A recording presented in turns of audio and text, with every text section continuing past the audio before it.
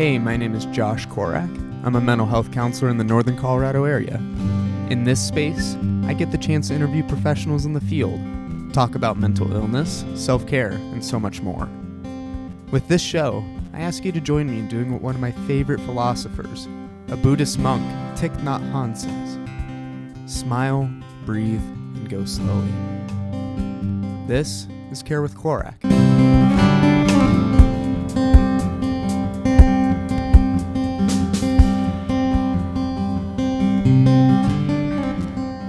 Hey friends, welcome back to the show. Still feels weird to say that. Just want to say a quick thank you to everyone who's reached out with support and feedback for the show. Just an update, the show right now is currently available to listen on a few different platforms, including Anchor, Breaker, Google, Pocket Casts, Radio Public, Amazon Music, Audible, and Spotify. Currently, it's still being processed through Apple, CastBox, and Overcast. I'm hoping that will hopefully clear some time this week. Today, I'm excited to be joined with Daniel Lechleiter, my supervisor at my internship site. Daniel was raised in the Rocky Mountains in a small town on the western slope. He attended Western Colorado University and graduated with his bachelor's degree in English in 2008. However, he found his degree was not fulfilling his need to help people. With a lot of eggs in one basket, Daniel dove headfirst into his master's degree in clinical counseling from the University of Northern Colorado and graduated in 2014. He was licensed in 2016 and started his private practice, Aspen Summit Wellness and Counseling Services, the same year. Along with dealing with general mental health issues such as depression and anxiety, Daniel specialized in LGBTQ+ studies throughout his higher education. Daniel has experienced firsthand issues and concerns which are unique to the LGBTQ+ community, knowledge which no book can teach. Because of his knowledge and experience, he is considered an expert in the field of LGBTQ+ counseling. Through Aspen Summit, Daniel has been able to provide individual mental health counseling, support in psychoeducational groups, domestic violence impact courses, and mental health and substance use assessments. I've been working under Daniel since January of this year, and I'm excited for you all to learn even just a little of what I've been fortunate enough to learn under him during that time. Let's not waste any more time and get into it. This is Care with Korak with Daniel Lechleiter.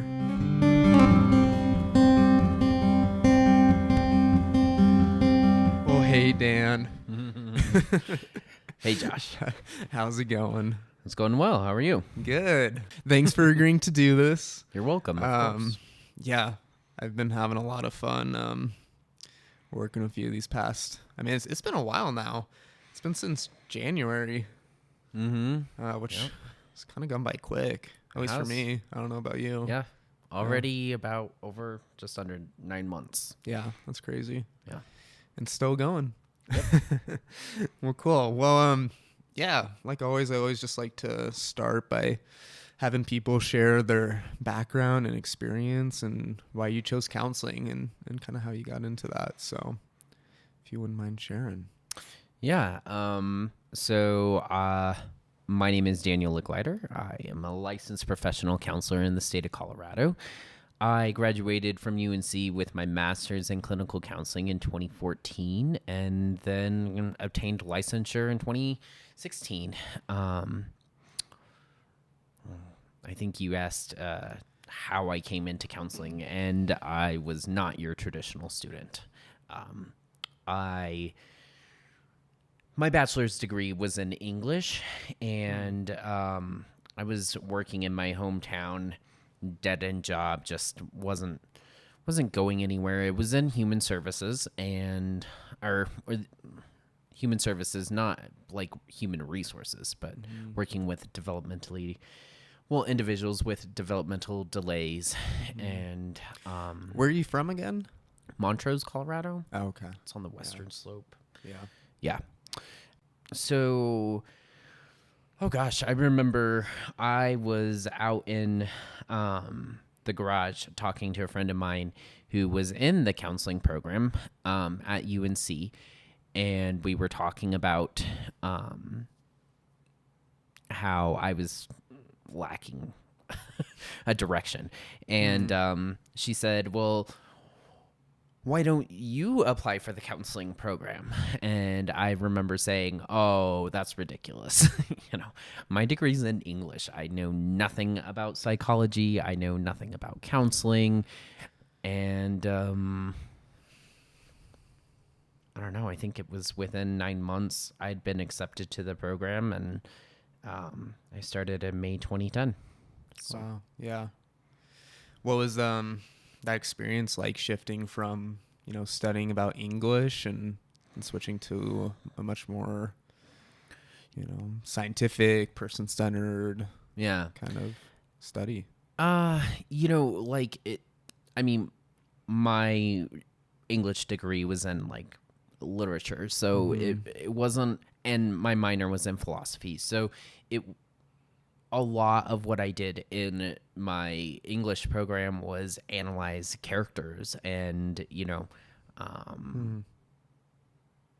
and that's still what I do is analyze characters, and then my background, in counseling, I discovered narrative theory by Michael White, and everything about narrative theory fit into a lot of my knowledge that I already had, and so it was an easy transition. Yeah. So it was not as challenging as I had built it up in my head to be.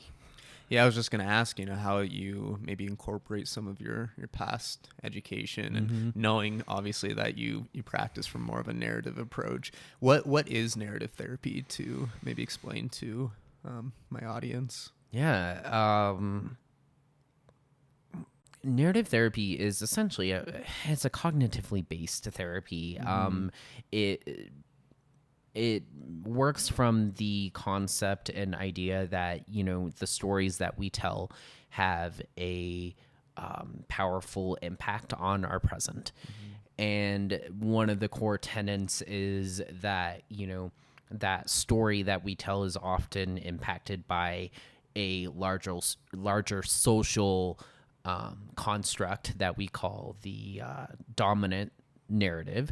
And then what you're doing in narrative therapy, one of the techniques that you're working on is you're helping the client re-author some of their past events, and helping them create that alternative narrative that gets away from the social side of it. So in Michael White's book, he shares an example of using the technique with a child with ADD, and the child is being plagued by the ADD. It causes a lot of harm in the home, and so after they engage in various techniques, externalizing the problem, and then eventually reauthoring, it gets to the point where the child's able to manage his ADHD, because through the externalization and the reauthoring process, he has kind of been able to separate the ADHD. So as opposed to where he was controlled by the ADHD, now he is controlling the ADHD. So it's just kind of that literal flip of the narrative. Yeah. Wow. I mean, yeah. I've always been interested by narrative therapy. What, just for those reasons, I mean, stories are just part of everyday life, right? What do you find most difficult about working within that framework, and what do you find most rewarding? Yeah. So, I mean, while I very much, my lens is very much narrative, but my therapeutic practice is, I'm blanking on the integrative. Integrative, yeah. Because I don't just use narrative therapy. So I would say definitely one of the most beneficial aspects of narrative for me is organizing my conceptualization of what is going on for the client. So especially when working with LGBTQ clients and clients who do not meet the social norm, narrative therapy is really beneficial, because a lot of what you're doing is helping them investigate and understand where their thoughts and beliefs around a situation came from and how that impacts them. And by untangling that process and the reauthoring it offers that clarity. Can you speak a little bit to why, obviously, LGBTQ plus population is a big population that you serve here with your practice. Can you speak to why the narrative approach kind of works best for you to help conceptualize with clients in that population, and how that's really effective in working within that population? So, I mean, that's a good question. Yeah. And I think that question is something, we could do an entire dissertation on Sure. that, Right. but I think the most simple answer is that when you recognize that there is social messages being received by an individual, being able to help them understand that the messages that they're telling themselves is often because of what they have been told. Being able to create some of that cognitive dissonance for the client, being able to help them utilize the tools from narrative to change their story is what is perceived, at least, to be beneficial. Right. I think a lot of that question is really something that would need to be asked of the clients, but Yeah, definitely not an easy question to no, it's not. to answer in a few minutes.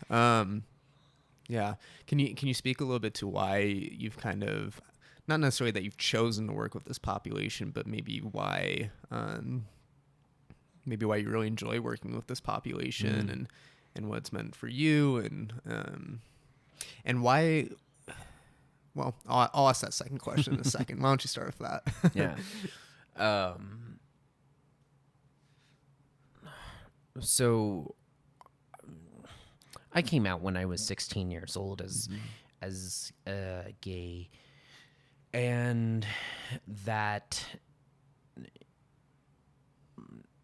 impacted the rest of my higher education, because coming out, you are the minority. And so, being a gay male, I was the minority. I was at risk of discrimination in every setting. And I mean, granted, this was 2003, right? So it's not even that long ago. But so throughout undergrad, throughout grad school, all of my focus, everything that I did was from the LGBTQ point of view, because that's who I am, and it's impossible to separate it out. A lot of clients seek me out because I identify as gay, and so that's the majority of the reason the clients seek me out. Because when it ultimately comes down to it, there are certain things that no matter how much empathy a counselor has, you are not going to be able to connect. Right. And so the experiences you receive from the coming out process, while everyone's process is a lot different, there's also a lot of overlap and a lot of similarities. And so, there are a lot of other similarities in general. So, when talking to a client about the difficulties of dating, I can empathize with it, because I know how challenging it is to look at your dating apps, and,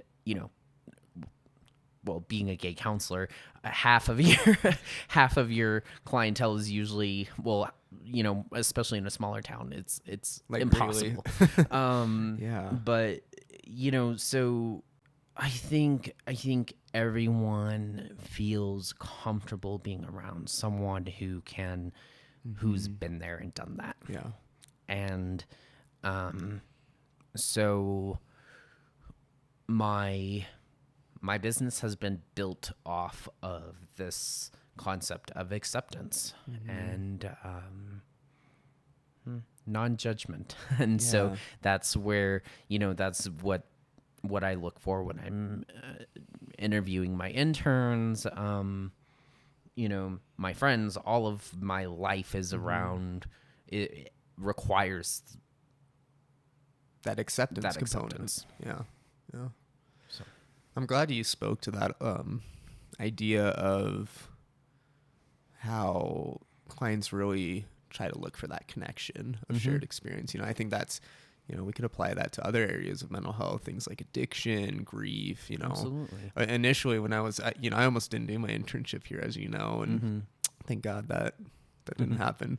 But I almost worked at that grief and loss center. And I remember one of the questions they would ask me is, they're like, well, we kind of just have to ask you, like, have you gone through something where you've had to grieve, and have you, suffered significant loss before? And because they're saying, a lot of our clients are older, a lot of our clients have had a lot of life experience, and they're gonna challenge you. They're gonna say, you haven't been through what I've been through, right? And that's something that's maybe come up not as directly with working here, with working with members of the LGBTQ plus population, but I think it does come up indirectly. I know we've talked about it in supervision, and definitely came up when we were doing the group, right? The transgender adolescent process group I was doing. And so, do you have to have those shared experiences to be able to counsel effectively? I mean, again, I think that's a philosophical debate that we could spend an entire, lifetime arguing and looking at. When you look at, the history of substance use counseling, for example, that was primarily done by individuals who experienced it. They, though, also noted that there were a lot of issues with that, because whether it be the individual's own transference or counter-transference or whatever the issue may be, so then they transitioned away from that and into the, well, now only professionals can do this and everything. I think that, when you are working with someone that, substance isn't their primary issue, it's different, because while you may not have experienced what the process of, coming out and what that's like and how that impacts you, it doesn't mean that you can't empathize with what it's like to be bullied or what it's like to, feel threatened. I think the simple answer is it depends. I think the more complicated answer is it depends. Yeah. And that's the answer for most things in life, unfortunately. Most things, at least in counseling. Yeah. Most things. It depends. Everything is situational. And so when supervising, the interactions, having two cisgender straight males, or at least to my knowledge, identifying as straight males, working under me, the advantage is that if you weren't open-minded, you wouldn't be you wouldn't be here. Everything from the application that I sent out to, the interview that we did included my screening to say, is this going to be safe for the clients? Right. And so the core tenet of, I think, working with LGBTQ clients is, first of all, recognizing that it's safety first. Right. Yeah. Which I'm sure was probably a concern you had with me. I know you're a counselor and just a genuinely good person who, tries to withhold that judgment. But me coming from, Christian background, going to CCU, which I know we've talked a little bit about in those mixed experiences, but regardless, having that background, and I know there is that clash of I don't want to say it. I mean, sometimes it's values. I mean, depending on the person, but just from an institutional and religious standpoint, right? The clash between religion and sexual and gender expression and things like that. Can you speak to that a little bit? Like why there is such a divide there, and at least from your experience, if you're able to. I mean, that's a pretty broad question. It is a broad question. The majority of the issues that are experienced from our LGBTQ clients regarding that interaction is due to either religion or lack of education. I mean, I'm not a theologist. I can't speak to, you know, the religious aspect, other than saying that religion is often used to connect people. And when the person doesn't fit in the connection, it's easy to ostracize. And so making someone an outsider is often why people, you know, seek change. And so again, I think it depends. It depends on multiple factors. It depends, you know, I've met a lot of individuals who are very, very, very religious and very, very, very accepting of the LGBTQ community. Right. And obviously I've met the opposite. The balance is always, you know, my beliefs are left at the door, you know, because again, with exception, right? Sure. You know, like, I believe that safety comes first. I believe that I don't get to determine the gender of a client. You're still human. You still have values, and Right. that doesn't get.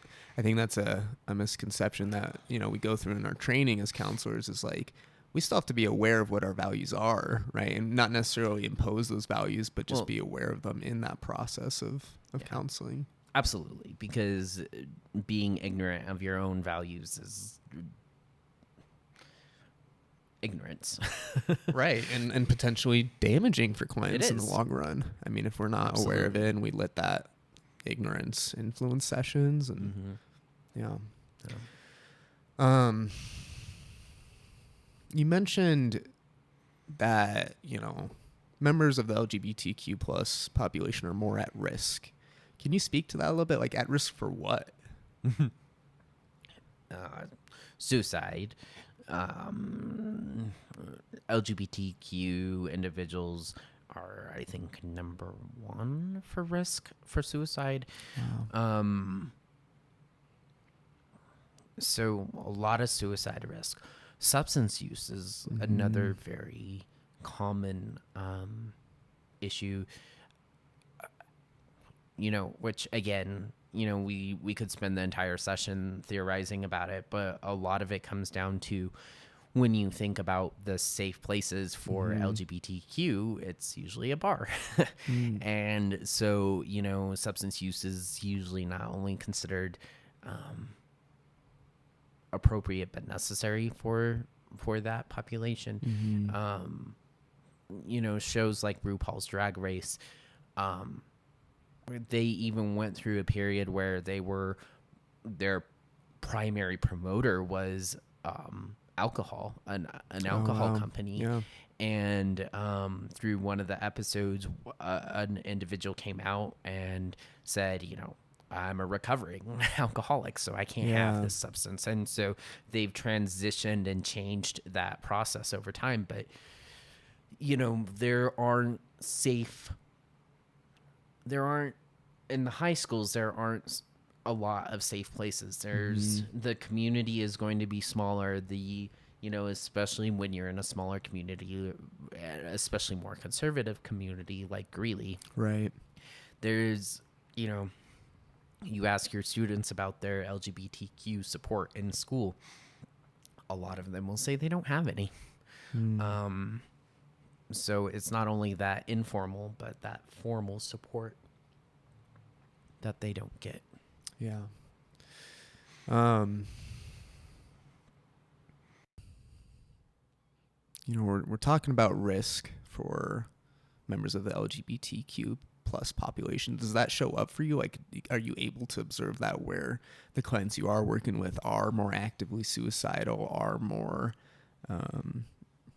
at risk for substance use, those different things? Do you see that in practice?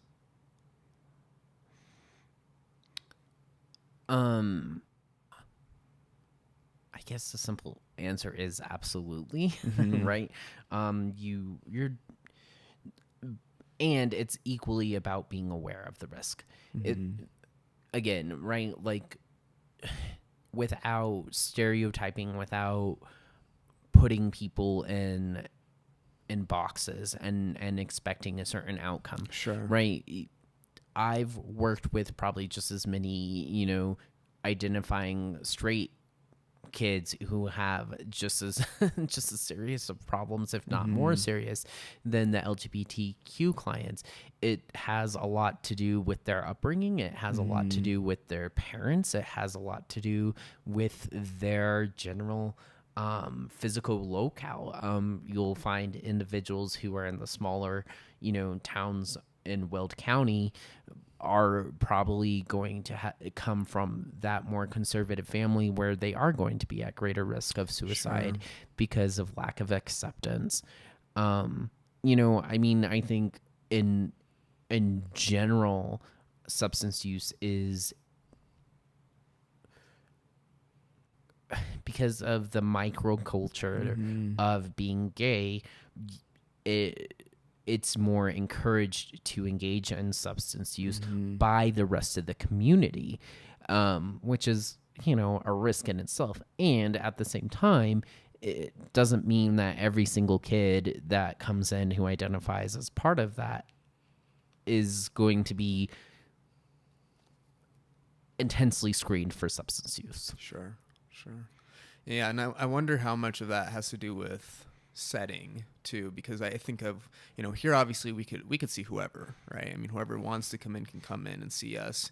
And I'm thinking back on my experiences, and you might be able to attest this too, because you used to work in the jail setting as well. And but thinking of when I worked or obviously I still work in the jail, but working in the jail, and then when I worked at the inpatient hospital, like thinking back to the hospital, there wasn't a week that went by where we didn't have a significant amount of patients who identified as LGBTQ plus and were there for Right. suicidal attempts or ideation or whatever it might be. And so from my experience, I'm just thinking like I have been able to see that. I have seen like them being at a higher risk than some Absolutely. others because of some of those reasons we've talked about. And Yep. and speaking to the jail, I do a lot of the suicide risk assessment and suicide watch, and in most of our, like, I'm trying to think, I don't think there's been a single, like, typically in this case I'm thinking specifically as those who identify as transgender, because we work with those a little bit more so just because of those concerns of housing and trying to accommodate in those different areas in the jail. And I don't think I've worked with a single transgender individual who hasn't been on our suicide watch or mental health hold, and it could be because they're using so many substances. That's why they're on a mental health hold, and they're Right. so intoxicated, or they're just so actively suicidal. And Right. I wonder, it just makes me, for me, I just see that connection, I guess, of the risk. And Absolutely. Well, and at the same time, I think one of the things that you have to consider and ask is, is this person suicidal because of their gender, or their sexual orientation, or are they suicidal because of how they are being treated Yeah. because of it, or are they suicidal because they are using substances because they don't know how else to deal with this? Right. It's such a It's so it's a many layers. complex situation, and so it's risky to say Yeah. to give a definitive answer on Right. that. Yeah, in no means, I'm glad that you kind of differentiated some of that. Like, in no means was I trying to say like, oh, they're suicidal because they're gay Oh yeah, or, no, I or understand. transgender, Yeah, no, I you know. understand. But yeah, like maybe how they're being accepted because They of might that. they might be in your jail setting. More than likely they're suicidal because they are in jail, right? Right. And or they are suicidal because they I mean, there's just so many things. So many. Um, and again, I think that it's important to recognize that it's changed. Sure. Over because as our society has begun to be a bit more accepting, more people are coming out, and so you're seeing different things, and in some areas you're seeing less of that depression and suicidal ideation and everything because of the fact that there's more support, more acceptance, and at the same time they're also seeing an increase in those numbers because it's being noticed. Mm-hmm. Right, where 5 years ago, 10 years ago, Colorado was the hate state until 1996. The hate state. The hate state. What does that mean? I'd have to check the exact definition, but I believe that up until 1996, there were laws in place that allowed the persecution of being gay, of wow. what they'd call it sodomy, Yeah. and so up until 1996, it was you could be persecuted for that. Wow. You said 96? 96, yeah. I was born in 97. Yeah. That's crazy. I had no idea that was a thing. Mm-hmm. Yeah. Wow. That's intense. Yeah. So I mean, it's scary. Like, this wasn't that long. Like I'm young. I'm like, that was not that long ago, and it speaks a lot to how much we have grown in such a short amount of time historically. But at the same time, like, it wasn't that long ago. And yeah. I was gonna go off and say, and we could apply this to even other things. Like, I think of like I often, coming from, I don't even know if I might have told you this like in the interview, but growing up, I was born and raised Jewish. I came from a Jewish background, culturally and religiously. And I think about the Holocaust a lot. But I've always enjoyed just learning about that and just learning that part of my background. And I think like that was not that long ago. No. Where so many people were being persecuted, and in that case too, it was not only just Jews, it was also members of the LGBTQ. Pink triangles. Yep. So many things. So. Yeah.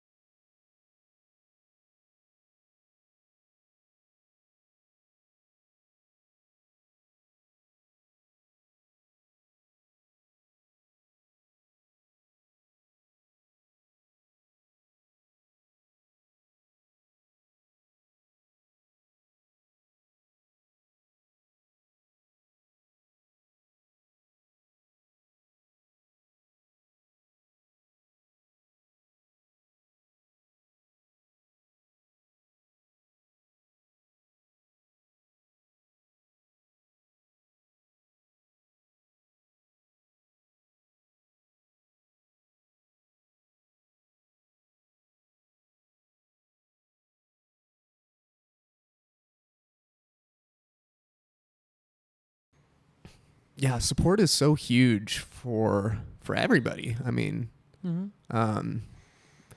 why might that be?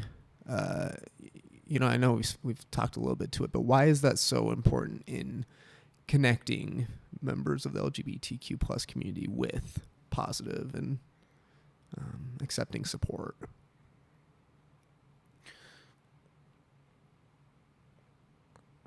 Well, I think the same reason that, a religious individual might seek a religious counselor. Mm-hmm. We spoke about this earlier, right? That concept of being understood, being related to, being supported, and support, I don't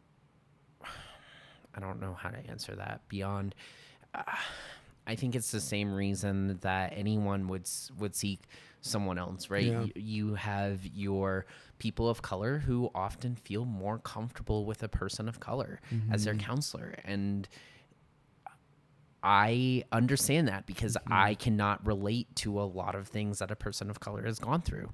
Right. My privilege has affected me in a lot of different ways, and so I think it's the same thing for, anyone who is in a minority group. You want people who understand you and who, ultimately are going to listen to you, right? I probably would not take on a religious client because if they came in and we're using all of these, for them very valid reasons for their behaviors, and if it was related to the concept of God, I said earlier, I'm not a religious individual, so that's not going to be something that I'm like, oh yeah, you're right, God totally made that happen. That's gonna be not hard going for you to to connect be with. something I can do. Yeah. So I think that's important that you have that awareness, though, right? And you can help still service the client by getting them to the right resources. Oh, absolutely. And somebody who might be able to better. And it also doesn't mean that you can't do that, right? I've worked with many a person of color who have been very comfortable working with me. Right. And so it's all dependent on the counselor. Right. And I guess, how much of that is speaking to the availability of counselors, minority counselors, right? Counselors who do identify in the LGBTQ plus community or people of color, or some of those other different minorities. Yeah. A lot of our counselors are white cisgender females typically, right? Yeah. That was one of the I think when I think about like my admission criteria into UNC, my education background was not very strong. I hated high school. I dropped out of high school. I enrolled in an alternative program and I graduated early, but then I took a year off before I went to college, so again, I think that, but when I applied for the program, I put heavy emphasis on the areas that I knew would bode well for me. And being male and gay were things that the program didn't have a lot of, or any, to my knowledge, any out individuals at the time. So, I mean, it's often less about skill and who you are as a person that, people connect with. Yeah. Can you help maybe define some of those common terms that are used when discussing gender and sexuality that, maybe some of my audience isn't familiar with? So like we look at, things like gender expression. Like I was thinking of that gingerbread. the genderbread person? Genderbread, yeah. That's what it was. It's a cool resource. Maybe I can find a way to link it with the show, but just kind of those different terms. I don't know if you could explain some of those.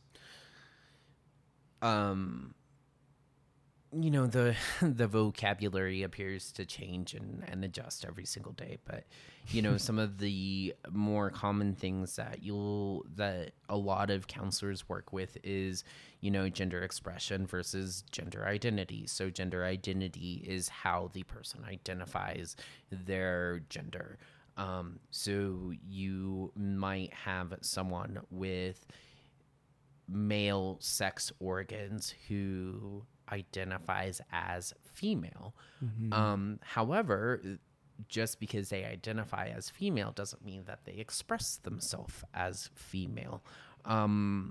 So expression is, your outwardly appearance, your clothes, your hair, makeup, all Could of those gender things. expression be the things that you enjoy doing as well? Things like activities, hobbies. I'm sure a lot of that, fits in, but typically when we're like referring to gender expression, I don't separate out activities as being a gender related thing, right? So Sure. I quilt, that may typically be considered a female activity, but again, that's a societal definition. Right.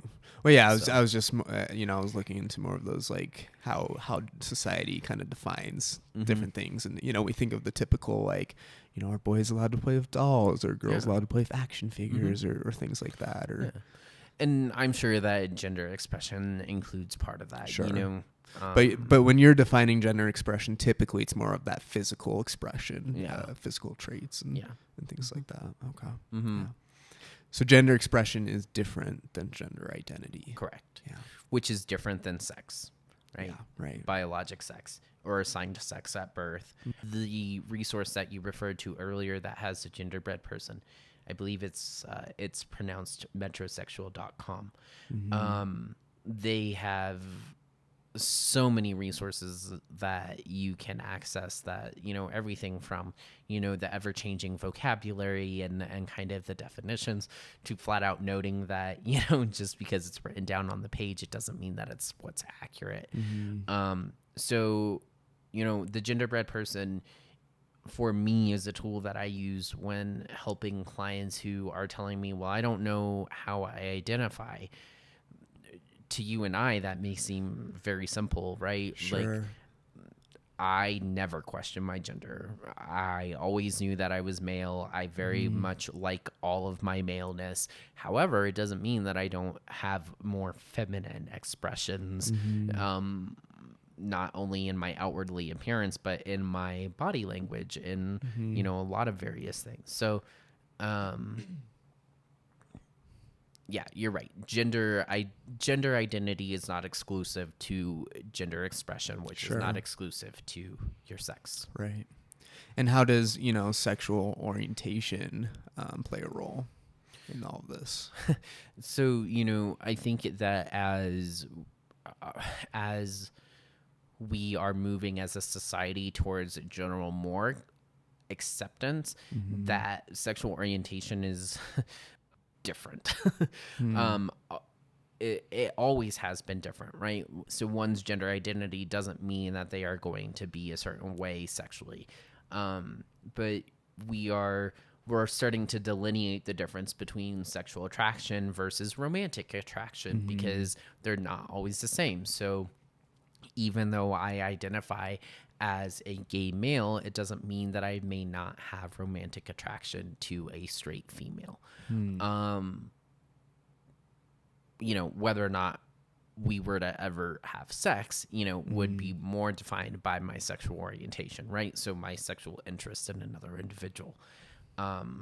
So theoretically, you're saying you could identify as gay, sexually attracted to men, but you could potentially be romantically attracted to a Absolutely. woman. What would that look like in a practical sense? I don't know. It's not something that I personally experienced. Right, So, for me, my world has been, very much a little bit more black and white. And I think that if I had grown up in the same accepting moving towards accepting culture that we're currently in, it could have been very different.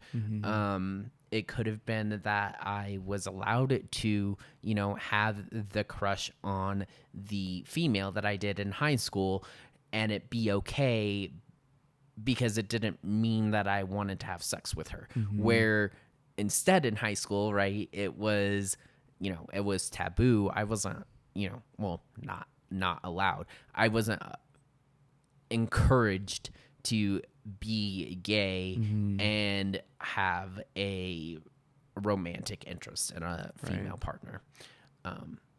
So yeah, I mean, there's not a lot of rules to it. It's very fluid and individualized. Everyone's a little bit different.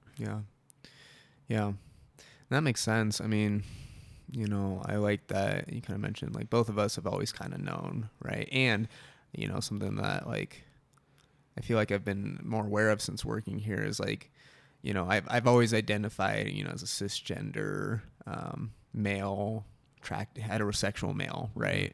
And I wouldn't necessarily say I express myself in a feminine way, but maybe more so feminine than most. I mean, I get a lot of comments on my style, and just because I care about how I look and the clothes I wear, and I think that the technical term for that is what, metrosexual maybe, and I've been called that before, and I didn't even know what it meant originally, but that's been something that was kind of new for me initially, and it is interesting, there is different ways that you can express yourself, and again, I don't necessarily see myself as expressing in a traditionally feminine way, and I like style. I like making sure I look nice and try new things, and which probably speaks more to your own upbringing and your own childhood than it does to your sexual orientation, right? And so, you'll meet individuals who identify as gay or non-straight, and yet, they will be some of the most masculine individuals you'll ever meet, right? And so everyone's an individual is what it comes down to. And you can't treat really anyone the same. Shifting tracks a little bit, can you speak to what gender dysphoria is? Well, I guess it depends. I mean, the DSM-5 definition is going to be different than my definition. Sure. But when I'm working with clients, gender dysphoria is when an individual is experiencing essentially dysphoria, depression, right, around their gender. The DSM used to term it gender identity. Now they've switched to gender dysphoria. I don't know the reason for that change, but in general, gender dysphoria is when that individual is realizing that they are not happy with who they are, but not in the related to their gender, right? Related to how they present themselves, how others interact with them, their pronouns, all of those things. So gender dysphoria is essentially when an individual is experiencing depression as a result of being that lack of congruence. Yeah. How often does that come up in practice for you versus maybe those who do feel good about themselves? I mean, is that a common experience for those who identify in that population in terms of when they come out, or is that more the norm, or is it not so much the norm? I mean, for the most part, if you are working with an individual who is coming in because they, are trying to figure out who they are, then they are getting that diagnosis of gender dysphoria, which the diagnosis is not something that I use in the practice. It's something that gets put on for billing purposes Right. and everything else. Insurance, even just, like very basic glancing at a client file or record and seeing the gender dysphoria and connecting it with an individual being trans. Sure. So I don't really use that diagnosis for any purpose other than delineating it from other clients. Okay. Yeah. Gotcha. Yeah. So obviously, gender and sexuality is not the only thing you work with, right? Right. Another big thing that you service here is domestic violence courses, or impact courses, I'll say. Yeah. Can you speak a little bit to like the kind of work you do with that and why it's needed, why it's important? So I have a contract with Department of Human Services to provide domestic violence impact. Intimate partner violence, or domestic violence as it's called here in the States, is an issue that plagues a lot of individuals. I worked for 5 years with Parkland Center for Psychotherapy, and while I was there, I worked with the offenders specifically who were court ordered. So during, go ahead. Sorry, I was just gonna say Parkland. I don't know if you define what it was. Parkland is one of our treatment centers up here, working with sex offenders, and usually those are related to sex-related crimes and court-ordered offenders. Right. I think is the simplest way to say it, and so it's a very specialized field that Colorado takes domestic violence very seriously. So they have their own board that manages offender treatment to the point where they define what your curriculum has to include, everything like that. The domestic violence impact course is intended for individuals who have reported domestic violence issues that have not been charged. And so it was designed originally when I encountered the course the first time while I was at the other agency. They wanted us to present all of this information in a 4-hour chunk of time. Wow. When I started it, being, a sole proprietor and provider, it wasn't logistical for me to take on, 15, 20 clients and see them for 4 hours every single day. That wasn't going to work. And so it broke it down into sections and chapters, more or less, which just cover kind of the very basic necessary information, psychoeducation. It's a psychoeducation course, so its purpose is to educate about the impacts of domestic violence. Right. Specifically on children.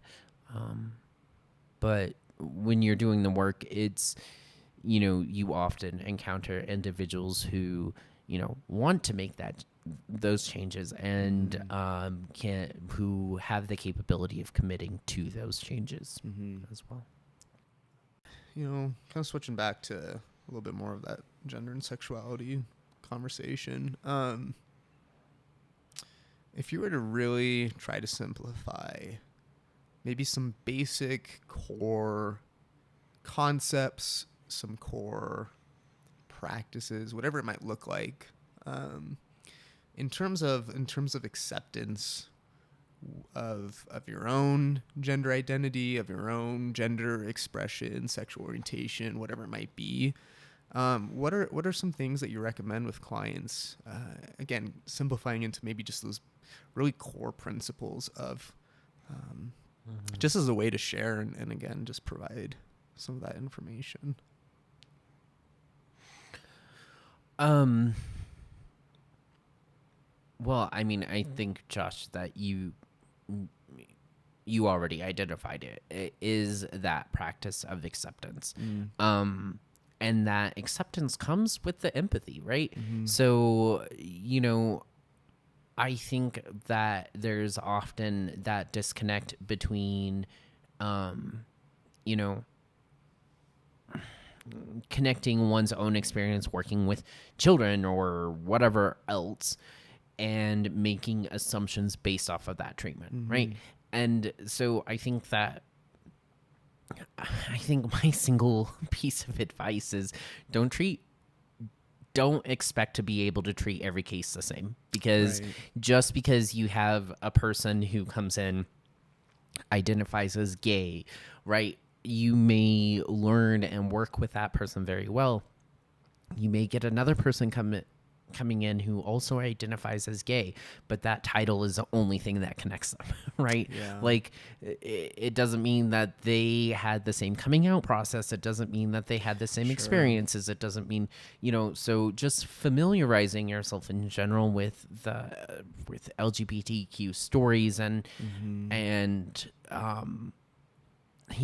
practicing your own empathy and acceptance work, thinking about, what would it be like if a part on your body was wrong? Not that it felt wrong, was wrong, right? Wrong. Because it's not about feelings, right? It is about their perception and so everyone's just individual. And I think that you run into the most issues when you make assumptions that you understand a situation. When you generalize and stereotype and so I'm just really hearing taking the time to really learn about that person's story and their history and their experiences is just super important, as is in most cases. And I think admitting when you're wrong, right? Yeah. Owning your own bias, owning your own privilege, owning, the fact that there's no way that you're going to be able to connect with someone on every single thing. And it doesn't mean that you can't empathize with someone's coming out story and how,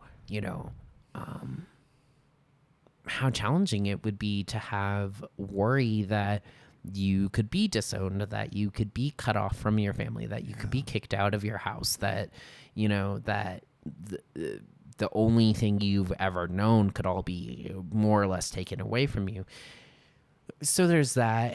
And then there's also just the basic tenets of empowerment, which is why, narrative works so well, because the primary, one of the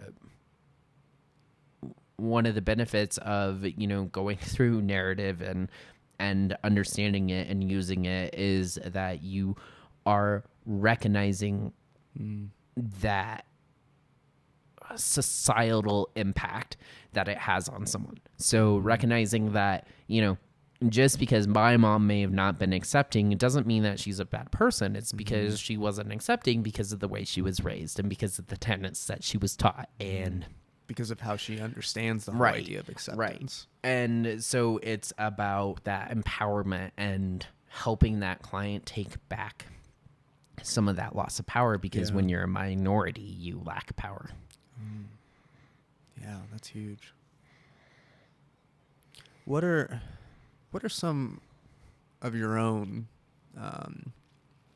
practices in your personal life when it comes to self-acceptance? Like, what are some things that maybe my audience can take away in terms of self-acceptance and trying to grow that on their own? I think it gets to the point in your life where you have to separate your perceived value from your actual value. And I think that means essentially you have to learn to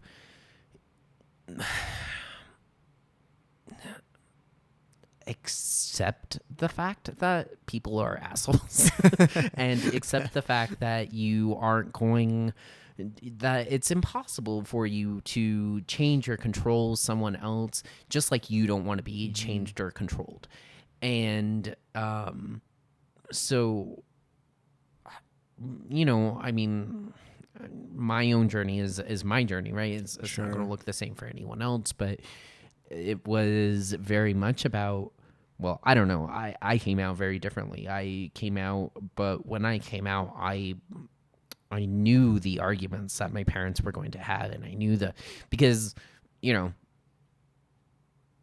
I thought about it differently, and I didn't have access to a counselor. So, so my experience was very much like, well, if you don't like this, that's on you. Like, I don't have anything to do with that, like.